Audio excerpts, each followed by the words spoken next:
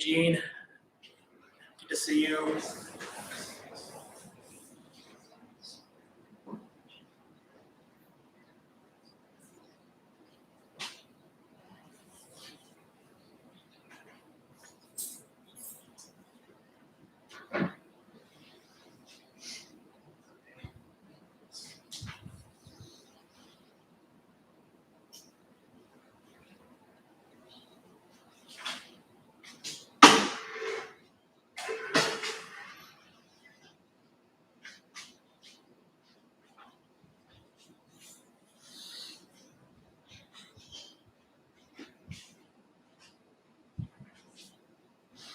Yeah, this is actually for everybody. I noticed that, we have plenty of cushions. So if your feet, for example, are a little short to reach the floor, you can grab a cushion back there, or there's a no. You can sit anywhere you want.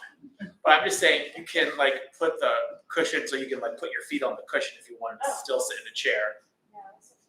Okay. Okay. Yeah, if you can sit there, that's absolutely cool. I mean, we don't have a ton of people and everyone's already spaced out, so be comfortable by all means. Oh my gosh, this is on my head the whole time.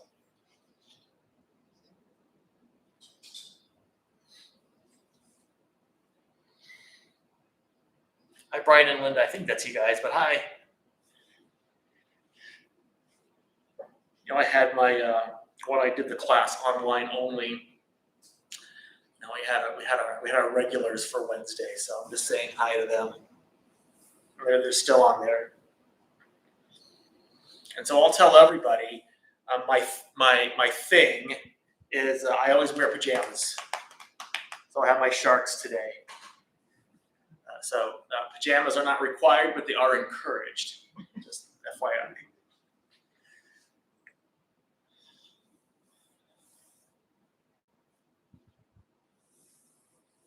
I should start when they do the Facebook notification. I should do that. Pajamas are encouraged, but not required, or whatever anything loose and comfortable.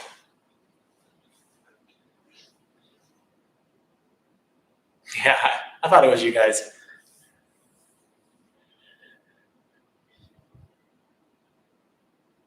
I'll just gotta wait one more minute, and that's it.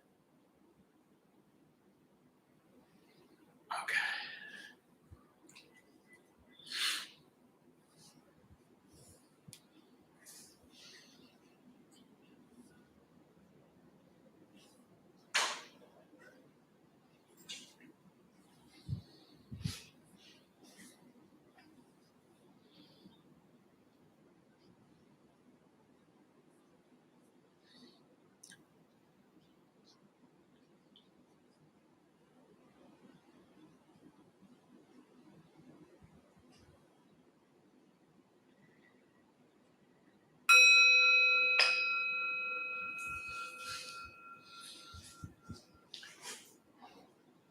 Welcome everybody here in the temple and everybody online. Hello guys. Welcome to the Wednesday night loving kindness meditation. My name is Alex. It's wonderful to be here with you, of course, as always, and wonderful to still be able to do this online too, because some people still want to do this online. So we said, okay, we'll keep on doing that as well. Is there anyone here at the Dharma One Temple for the first time at a class? Anybody first time to Wednesday, the loving kindness meditation? Awesome. All right. So a loving kindness meditation, for those of you who don't know, is very similar to other kinds of meditations. It's gonna be guided, so I'm gonna kind of guide you along. I kind of do it in this kind of modified way.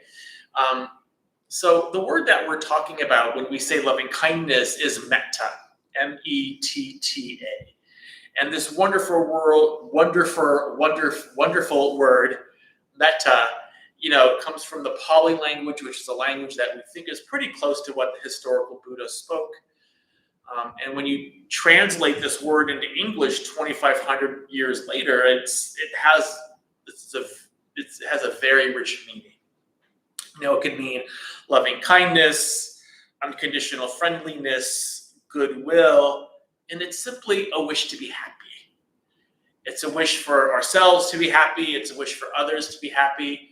And just as importantly, it's a wish for ourselves and others to do the things that cause happiness. Right? To do the things that cause happiness. If you want to know what causes happiness, it's the motto of the Dharma Bum Temple. Think good thoughts, speak good words, do good deeds. Those are the things that cause happiness in a nutshell. Our well-intentioned thoughts, words, and deeds. Just to make it, really, really, really simple. And so we do this.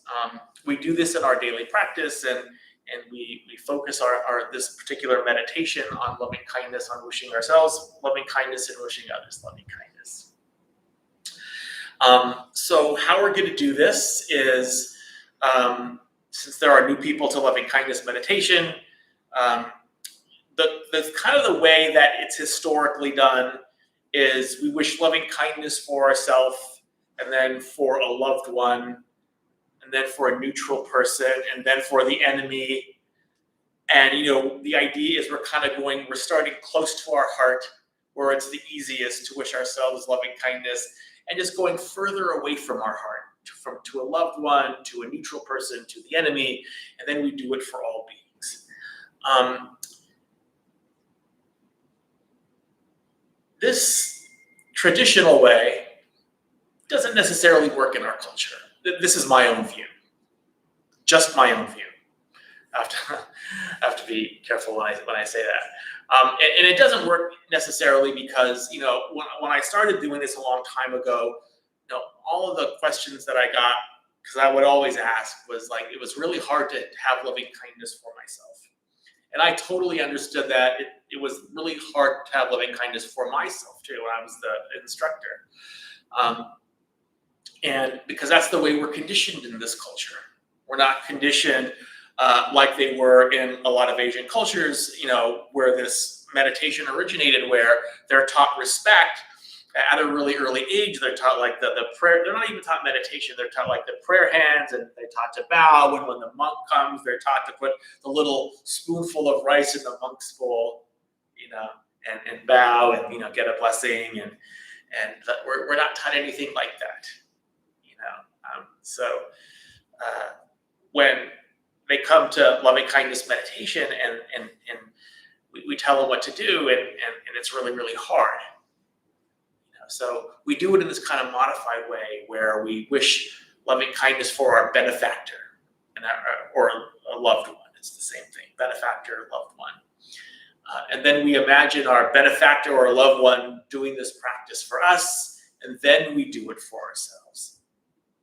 Right? So we kind of like butter ourselves up, kind of warm our heart for a while first before we do it for ourselves. And then we'll do it for all beings. And, what about like the neutral person or the enemy? For the way that we're raised in this culture, yeah, we'll get there. It's not that it's not important. It's very important. We'll get there eventually. But I am a big, proponent of doing nothing but loving kindness for yourself for at least 10 years. And I think it would be life-changing, because that's basically just what I do at my own practice. I just do it for myself because it was really, really, really hard at first, and now it's so easy, and I just still do it, and I feel wonderful, and that naturally extends to other people when I do that. And it's probably the most important decision I've made. And not thinking that it's so selfish, or the bad kind of selfish, I should say, because it's not. It's a very wonderful, life-changing experience, and I think most of us, not all of us, but most of us, could really benefit from that. So that's what we're going to do. We'll have a lot of fun doing it. Let me get out my handy-dandy timer, Is there anybody brand new to meditation, just in general? No, okay, y'all know what you're doing then. Good. Because sometimes I give like how to sit and things like that, and I don't have to, which I will if I need to. It's okay. Any questions before we start? Awesome. Let's go do this, guys. And you too online.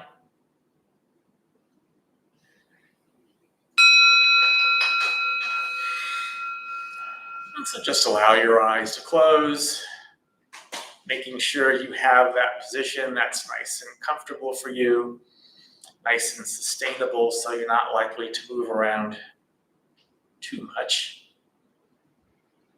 And when we sit like a Buddha. And we can even imagine ourselves sitting like a Buddha underneath your own tree of enlightenment. Each Buddha has their own separate tree of enlightenment. And you can choose your own tree. Oak tree, maple tree, sequoia, eucalyptus, whatever it is. And you can even imagine yourself sitting underneath that tree, ready for the day's abiding, as it says in the sutras. That's what the Buddha would do every day. He went off into the forest for the day's abiding. So that's what we're doing.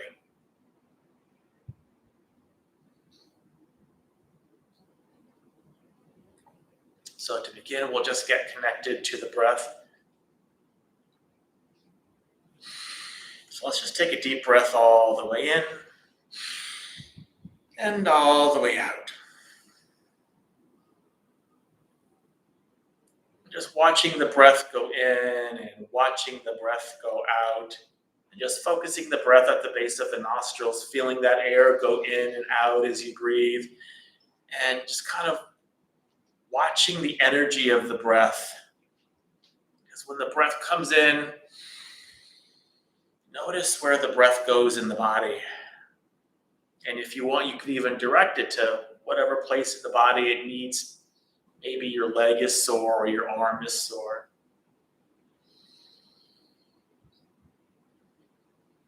And so all during this loving kindness meditation, we're still going to have about 25% of our attention on the breath, which kind of anchors us to the present moment. So just for the next few moments, just rest as gently as you can in the sensations of the breath.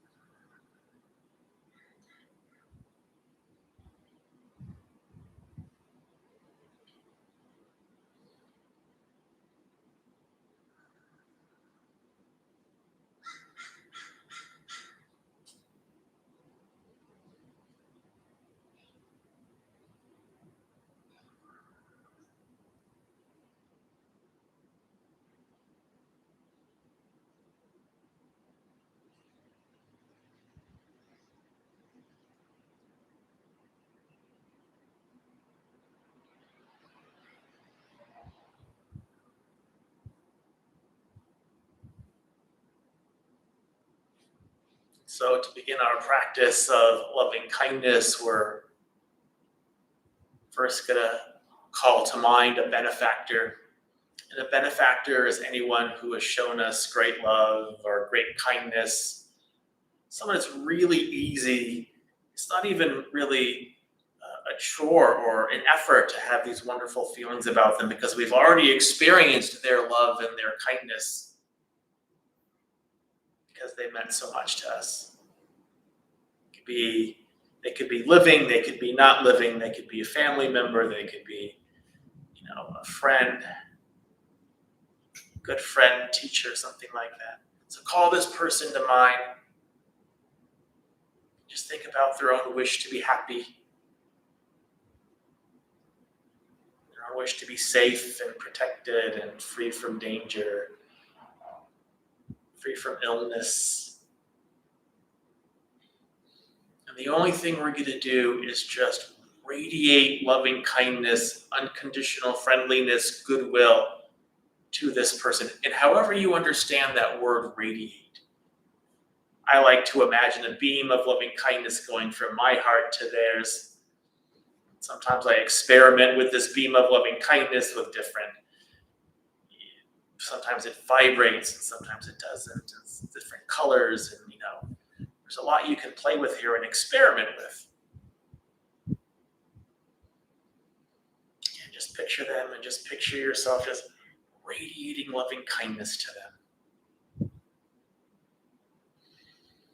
If you want to repeat a mantra while you're doing that, like, may you be happy. May you do the things that cause happiness. You could do that too. So for the next few moments, we'll do this practice for our benefactor.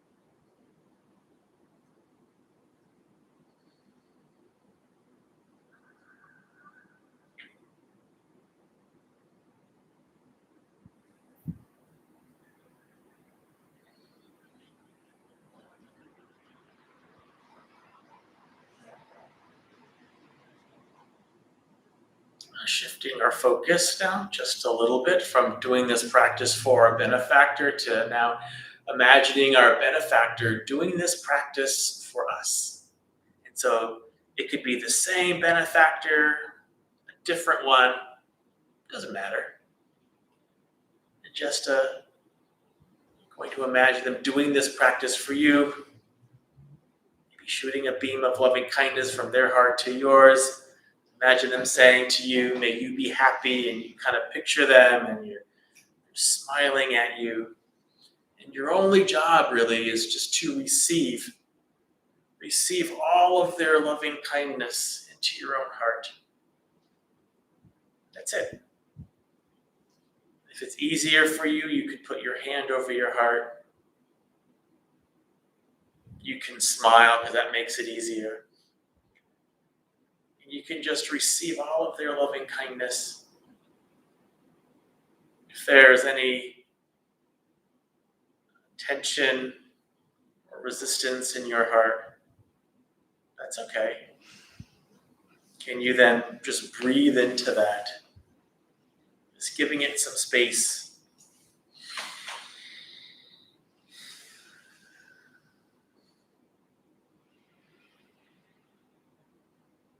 So for the next few moments, we'll now imagine our benefactor doing this practice for us. We're just receiving all of their loving kindness into our heart, letting as much of it in as we can.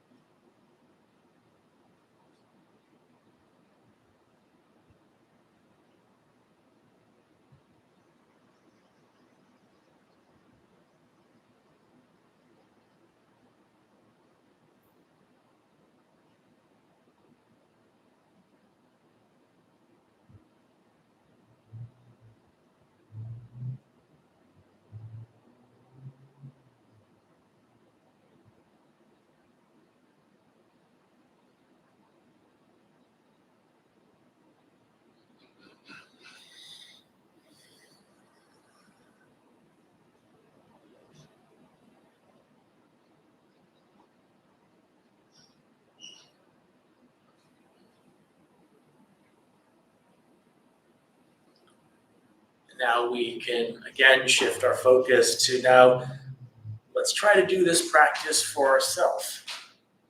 And we can either, yeah, you can adjust, and it's fine.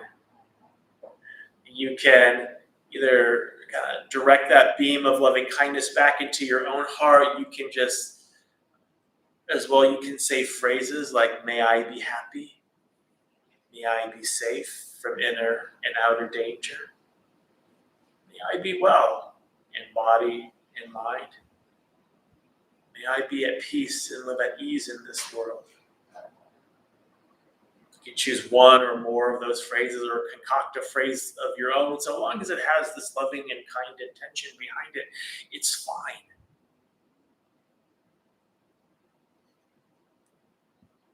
Again, if you still want to put your hand over your heart, you can. You can still smile because that makes it easier.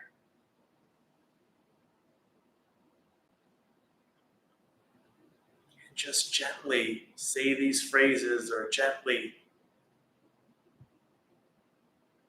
direct this beam of loving kindness back at you. And just listening. It's listening for the heart's response and seeing what that's like and what that feels like.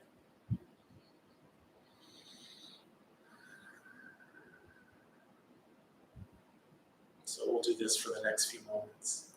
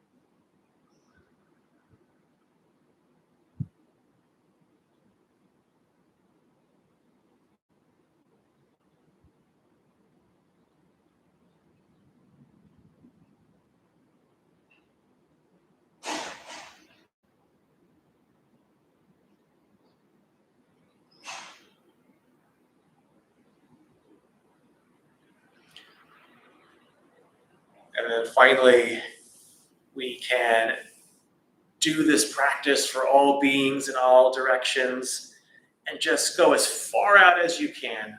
The heart has this limitless quality if you develop this skill enough.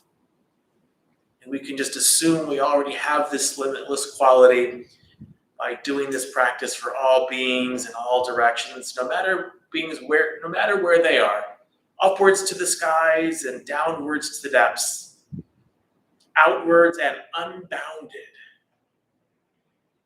May all beings be at ease.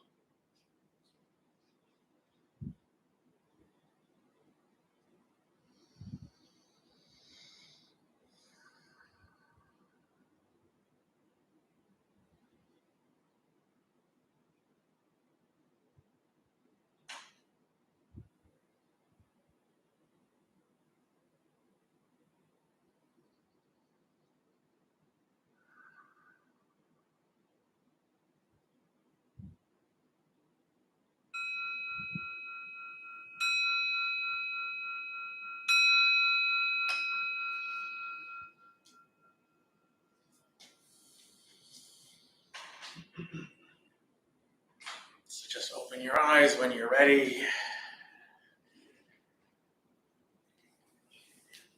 Just take the next 2 minutes out in silence as you stretch your arms and you stretch your legs. You keep that mindfulness of loving kindness about you. And then we will begin.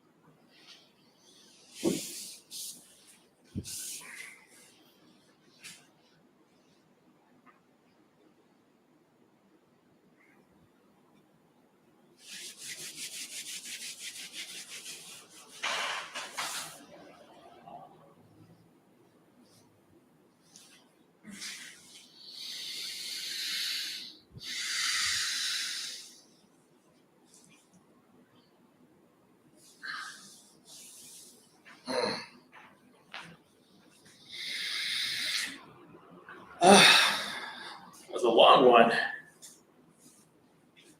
I love doing this, meditation because, a lot of times, like I say, sometimes I can do this with you a lot and sometimes not so much. It all depends. I kind of have to be mindful of kind of where we are in the meditation. That's why I kind of have my a little stopwatch here to kind of remind me, and have to look at it every couple of minutes or so, just to kind of remind me where I am and whatever. I got a little lost in the loving kindness for self part. That was a little bit long in that. I said, oh, it's okay. Because I usually have it really sectioned out. It's like, okay, it's like 5 minutes here and 6 minutes here and 6 minutes here and 5 minutes here and 5 minutes here. But yeah, went a little long, but that's all right. Maybe I needed it. Maybe we needed it. So has anyone done a loving kindness meditation this way before? We didn't do no enemy or like neutral person or anything like that. Good. And I like this. This is like, I kind of went back and forth whether I liked it or not. First I did, and then am I really missing out on the good stuff by not doing this for the enemy or a neutral person or anything like that? And I don't think that I am. And I don't think that we are, because I just think it's so important that we understand how to have loving kindness for ourselves and really experience what that feels in our own heart. Really have that experience, because then it kind of just naturally flows out. And it makes, the traditional way we do this so much easier.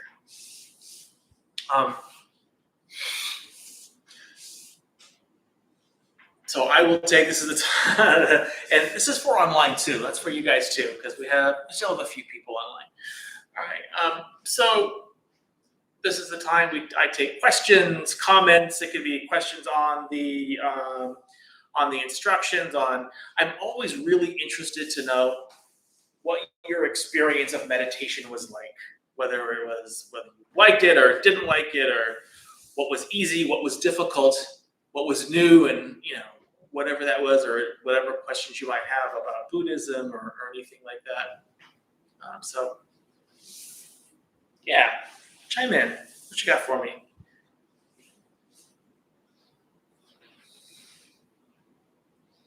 Not to stroke your ego, but when you're facilitating it, my monkey mind is really quiet. When I'm doing it by myself, it's pulling on my tail. Yeah. So thank you. Oh, you're welcome. Thank you for hosting, and thank you, Robert, for being open.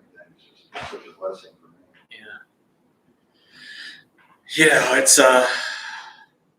first of all, thank you for what you said. I for so many people, it's just so much easier to meditate in a group. You know, you have that energy of everyone else. You know, we're here for a common purpose, or especially like in a loving kindness meditation, that's what we're here for, and it just makes it so much easier. And you know, that's, you know, something that I can't always gauge online with the online folks when I was doing it online. You know, it was hard. It was hard to kind of gauge that, and it took me a little bit of time and to be able to talk to the online folks and kind of get their feedback and kind of what was going on. Because even with a mask on, I see your face, I feel your energy. You're all here, and I know that I feel different because you're here, rather than like doing it in my condo, you know, online only. And I noticed the difference. And I love it. If I needed to do it only online for a while because of everything that's going on, it would be fine. You know, I've been doing it for like a year and a half. I can do it longer. It's okay. But I love it when I can see your face and have you here with me and just kind of just feel your presence. It's very gratifying. And so, again, thank you for your comment, and yeah, glad you're all here.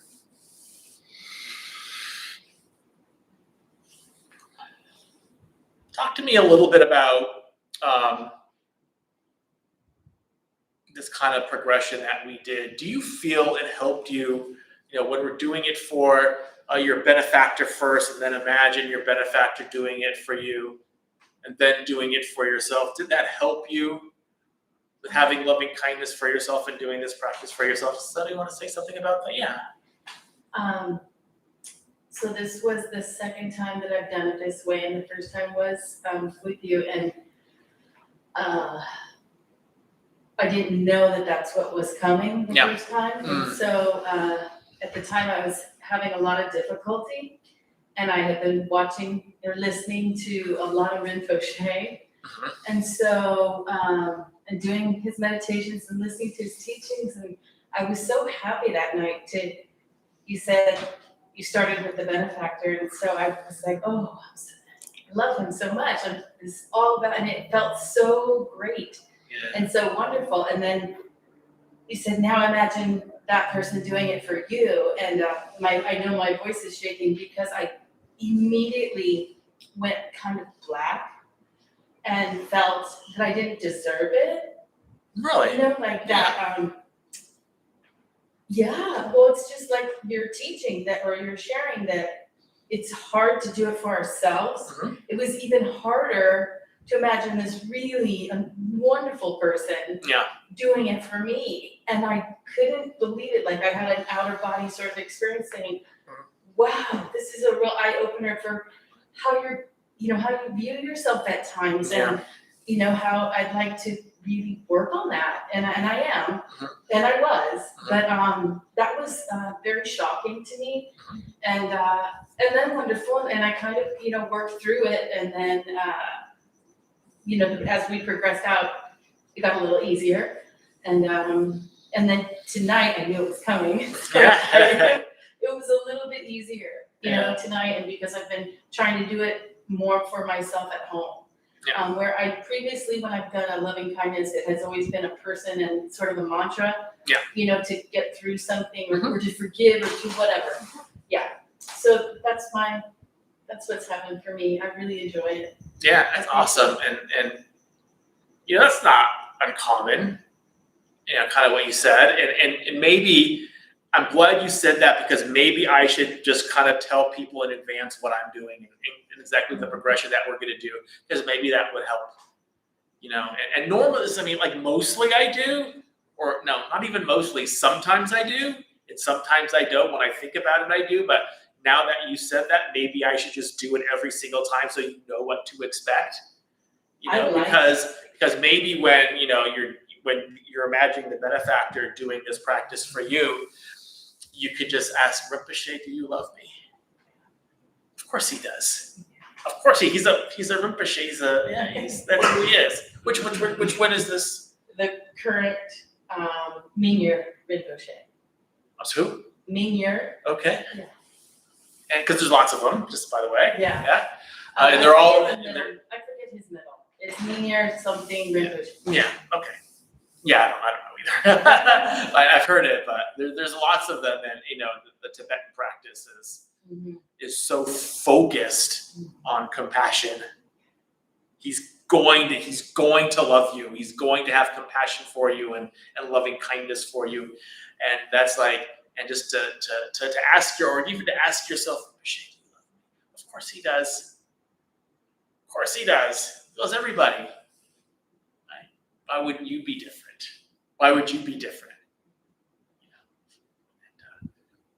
So anyway, thank you so much for saying that. I appreciate that. Anyone else? Yes, sir. Kind of similar. I felt like I've done it the other way, where it's like yourself and then others or then your enemy, stuff like that. And I don't know, this way it was just trying to think of a benefactor was hard for me. Yeah, really. And kind of similar, like thinking of somebody doing that for me. Mm-hmm. I kind of got caught up on that and who would do that for me almost. Mm-hmm.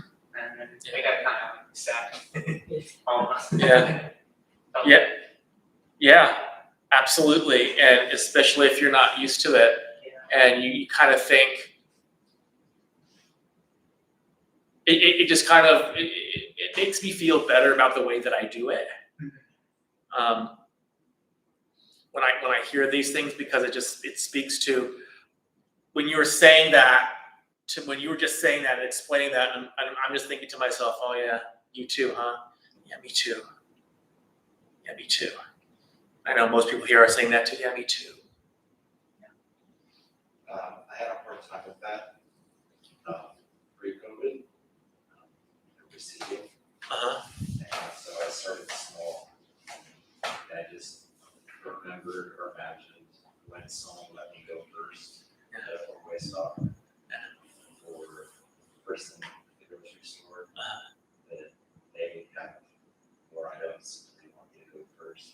So I just warmed up to the idea of receiving love like that. And if we have, it's easier to Yeah. It's easier to approach the idea of someone that we actually know feeling that way about us, or at least in my case, build up to that section.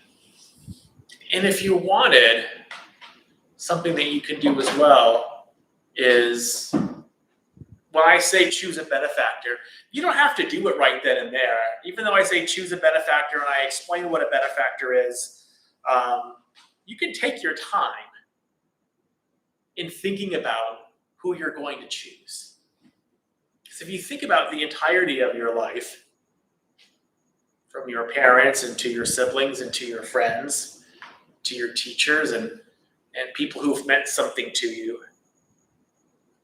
and it doesn't have to be the person in the entirety that you've known them. It could be a kind act, kind of like what you're saying. Think of a time when somebody was really kind to you, whether you know them or not, and how that made you feel. What did you feel, when you received their kindness and when you were able to receive their kindness? Can you just picture that act, like go slow, like you said? That's wonderful. And this loving kindness practice is like anything in Buddhism. It's a skill. It's a skill that requires practice to get good at. We're not, if you're new to this, you're not expected to be really good at this at first. You're not expected for this to be like really natural to you at first. And that's okay. And that's my favorite thing about this practice, is that I don't have to be good at it. I don't have to be good at something that I'm just starting. I can be absolutely imperfect. And the Buddha encourages experimentation, especially when you're breathing. Experiment with the breath. Is taking a deep breath better or taking a shallow breath better? Do I want the inhale to be long and the exhale to be short, or do I want it to be the opposite? And to experiment with that. So what makes you feel more centered and more grounded? Yeah, Corey. Thanks for leading. Yeah, my pleasure. I also had a hard time conceiving. I think at this point in my life right now, I'm sort of regressing. My ego's been breaking down Mm-hmm. and then going back to some trauma and stuff. Yeah. And I think that receiving is really scary Mm-hmm. because it opens me up to being vulnerable, to receiving love. Mm-hmm. But then my head like just goes right to the enemy, you know, Yeah. and the attacks. Mm-hmm. And Mm-hmm. it goes back to those places. So it so easily like shifts to these other places, either and to places that maybe I've done wrong, and then I see them kind of like their anger, they just Google this, that, and then it kind of shifts back, but it does leave one like feels unsafe to Yeah. allow somebody, Yeah. anybody, to give. Yeah. I can give all day long, no problem, to interject, okay, self-defense, but receiving is certainly a very vulnerable place. And with everything going on in my head, Mm-hmm.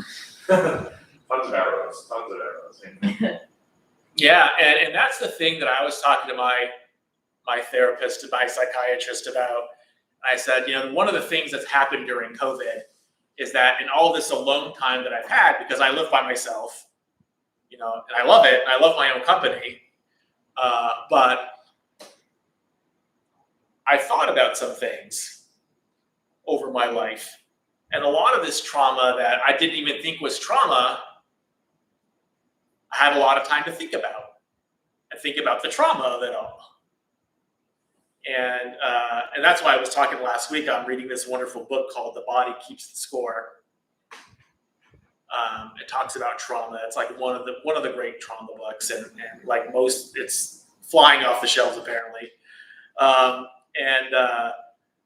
One of the things that it says, and that was really struck me, especially when you were sharing, was that, you know, a lot of people who've experienced trauma in adulthood just become like hyper independent. They don't rely on anybody ever, because in their past, anytime they've ever relied on anybody, they were always let down. And if you just rely on yourself, you'll never be let down. And so you're never going to let yourself be vulnerable. Why? Because you're just going to be let down, because that's always been the history. You know, so when you say that, yeah, it scares me to open up like that, I totally get it. I totally understand. That makes total sense. And, you know, maybe that just kind of lends more, or maybe that just kind of, maybe you should start smaller, you know, with a kind act, that you could just relive a kind act. I think, like you said, it's a skill. It's been a while since I've actually practiced that, so I think the more I practice, it will be not as scary. Yeah, absolutely. And but yeah, it's interesting when you have more time to think, and you have more time alone. It's like things come up, and I'm like 55. I'm 55 years old, and things are coming up still. Like, oh my God, really? I mean, I haven't dealt with this. Apparently not. Apparently not. But it's all good. All good. What time we got here? We got 5 more minutes.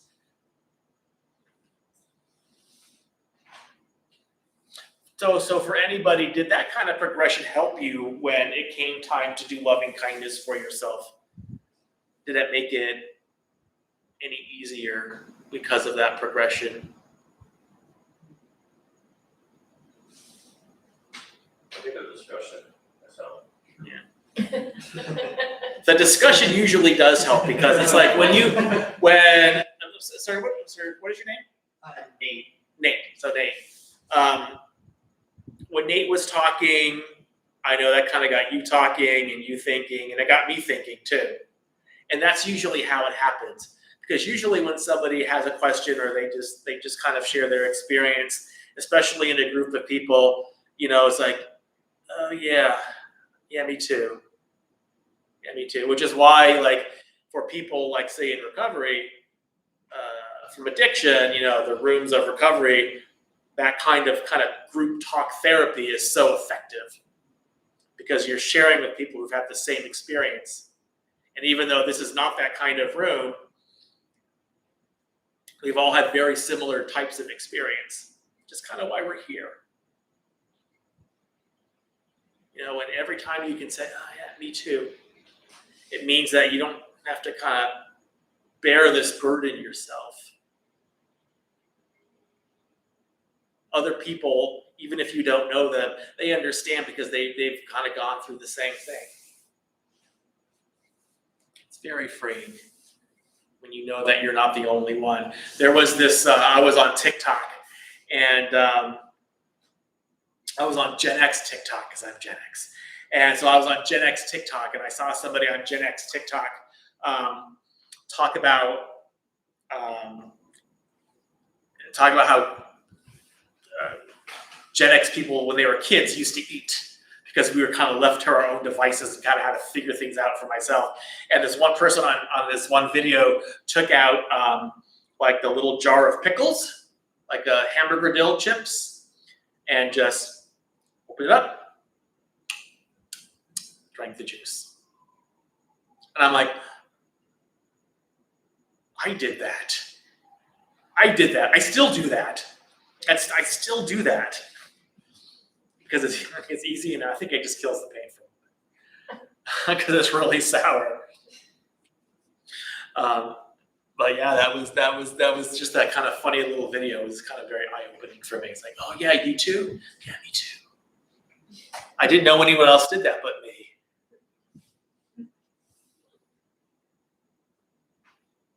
Well, thank you guys for being here. It's been wonderful. I love this. I love doing this in person, and I love that you're here. Thank you so much. Let's join our palms together at our hearts, please. And may the benefits of this meditation, this discussion, be received by all beings. May all beings be free from suffering. May all beings be at peace. May all beings be joyful and at ease. May all beings be happy. May all beings be loved and seen for the beautiful, radiant beings that they are, that you are. Thank you for coming.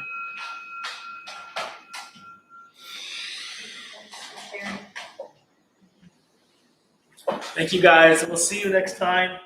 Have a wonderful rest of your week.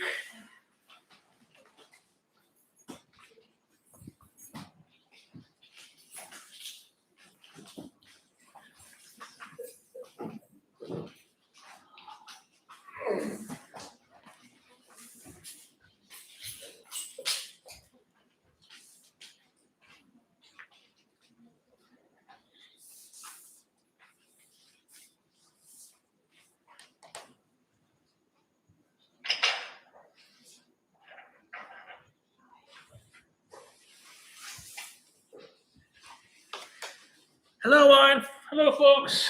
You're still there. Got 3 people still there. You're welcome. Thanks, Kim. Thank you. You guys have a wonderful rest of your day. See you next time. Good night. Thank you for coming.